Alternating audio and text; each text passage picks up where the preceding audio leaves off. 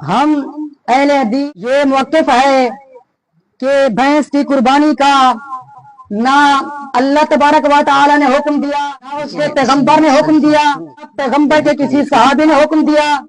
کیا ہے؟ بدعت ہے، بدعت ہے، ناجائز ہے۔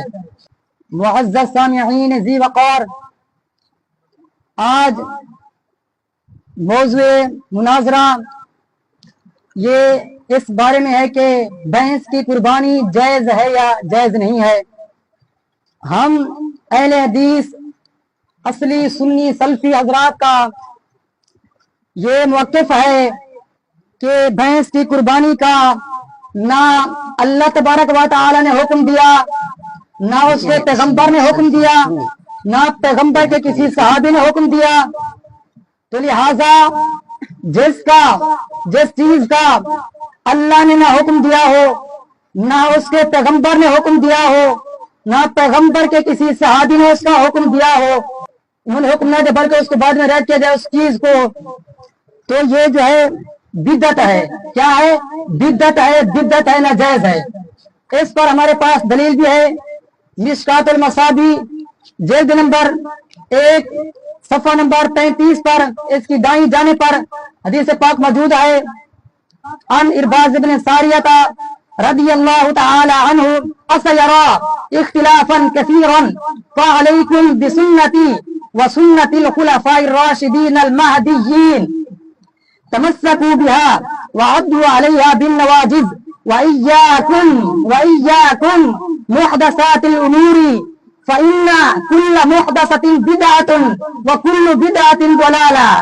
حضرت ارباز بن ساریہ رضی اللہ تعالی عنہ سے روایت ہے، وہ فرماتے ہیں کہ ایک دن نبی کریم صلی اللہ تعالی علیہ وآلہ وسلم نے ہمارے ساتھ نماز پڑھی، پھر ہماری طرف متوجہ ہوئے اور ہمیں ایسا واز کیا کہ جس سے ہماری آنکھوں سے آنسو بہہ پڑے، اور اس واز سے ہمارے دل ڈر گئے۔ تو ایک مرد نے عرض کی، یا رسول اللہ، یہ ایسا واز ہے کہ الوداعی واز ہے، آپ ہمیں وصیت کریں۔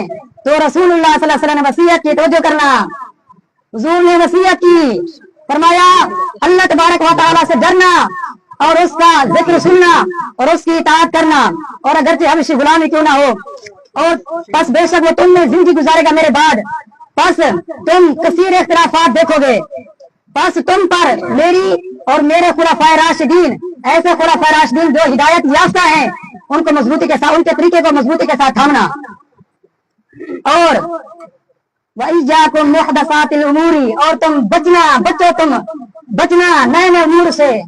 تو لہذا قربانی کا حکم نہ اللہ نے دیا ہے، نہ اس کے رسول نے دیا ہے، نہ اس رسول کے کسی صحابی نے دیا ہے، تو تمہارا یہ من گھڑت نئی بات کرنا یہ گمراہی ہے، یہ بدعت ہے۔ تو حدیث پاک ہے کل بدعت ضلالہ وکل ضلالۃ فی النار، جو گمراہی ہے یہ جہنم کی طرف لے جانے والی ہے، تو تم اس سے بچو، لوگوں کو گمراہ نہ کرو۔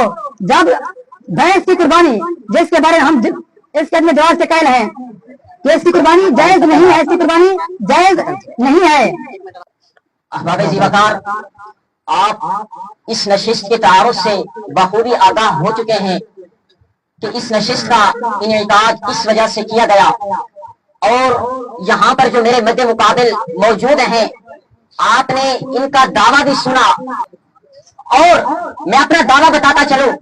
ہمارا دعویٰ یہ ہے کہ جس طرح گائے کی قربانی کرنا جائز ہے، اسی طرح بھینس کی قربانی کرنا بھی جائز ہے۔ جس طرح گائے کی قربانی کرنے والے شخص کو بدعتی اور جو ان کی زبان کے اندر دیگر مروجہ الفاظ ہیں اس شخص پر لاحق نہیں ہوتے، لاگو نہیں ہوتے، اسی طرح بھینس کی قربانی کرنے والے پر بھی وہ الفاظ لاگو نہیں ہوتے۔ اور ہماری دلیل اللہ تبارک و تعالیٰ قرآن کریم کے اندر ارشاد فرماتا ہے وَلِكُلِّ أُمَّةٍ جَعَلْنَا مَنْسَكًا لِيَذْكُرُوا اسْمَ اللَّهِ عَلَىٰ مَا رَزَقَهُم مِّن بَهِيمَةِ الْأَنْعَامِ، کہ ہم نے ہر امت کے لیے ایک جانور مقرر کیا ہے تاکہ اس پر اللہ تبارک و تعالیٰ کا وہ نام لے، اور وہ جانور فرمایا بہیمۃ الانعام سے ہو۔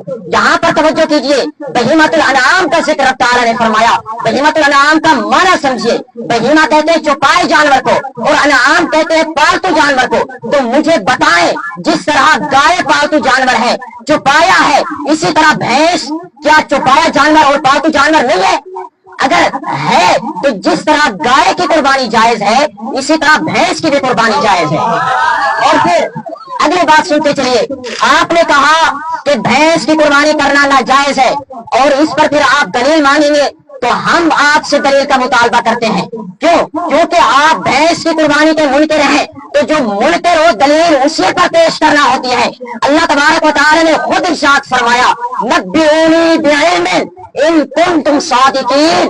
اے کفار مکہ، اے مشرکین مکہ، تم نے یہ چوپائے اپنے اوپر حرام کیے، تم ان کی حلت کے منکر ہوئے، اگر تم اپنے اس دعوے میں سچے ہو تو تم مجھے کوئی دلیل پیش کرو۔ اس سے ثابت ہوا کہ دلیل جو منکر ہو اس پر ہوتی ہے، نہ کہ جو مثبت ہو، ثابت کرنے والا ہو اس پر۔ اور پھر آپ نے کہا کہ صحابہ کرام کے طریقے کی اتباع کی جائے گی، کتاب اللہ کے طریقے کی اتباع کی جائے گی، اور احادیث نبویہ کی اتباع کی جائے گی۔ تو حضرت وَلِكُلِّ أُمَّةٍ جَعَلْنَا کے تحت بھینس کی قربانی کرنا یہ بے اتفاق کتاب اللہ کی پیروی ہے، اور کتاب اللہ کا مرتبہ سب سے پہلے، سنت رسول کا مرتبہ بعد میں ہے، صحابہ کرام کے اقوال کا مرتبہ بعد میں ہے، کتاب اللہ کا مرتبہ پہلے ہے۔ لہذا بھینس کی قربانی کرنا یہ کتاب اللہ پر عمل کرنا ہے۔ اور آپ کا امت جعلنا کے اندر اللہ تبارک و تعالی نے قربانی کی حلت کا حکم فرمایا، قربانی کا حکم فرمایا کہ تم قربانی کرو۔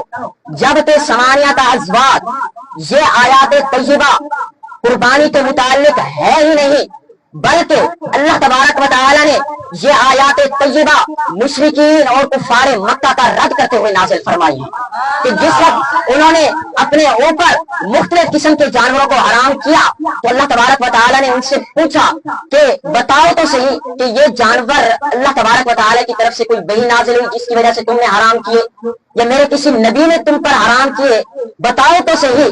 تو ان کا رد کرتے ہوئے اللہ تبارک و تعالی نے یہ آیات کریمہ نازل فرمائی۔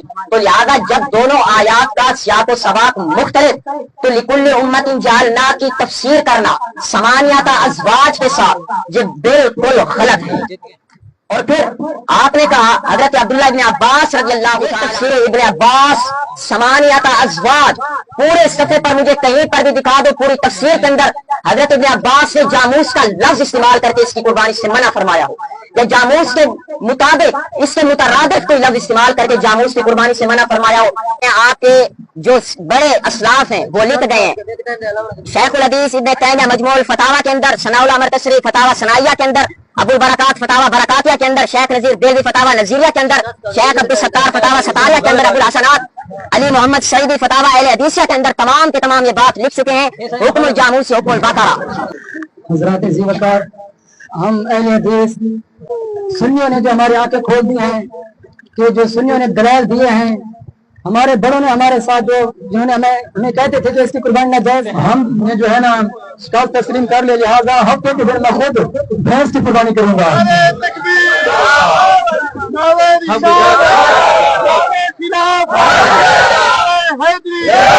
علماء اہل سنت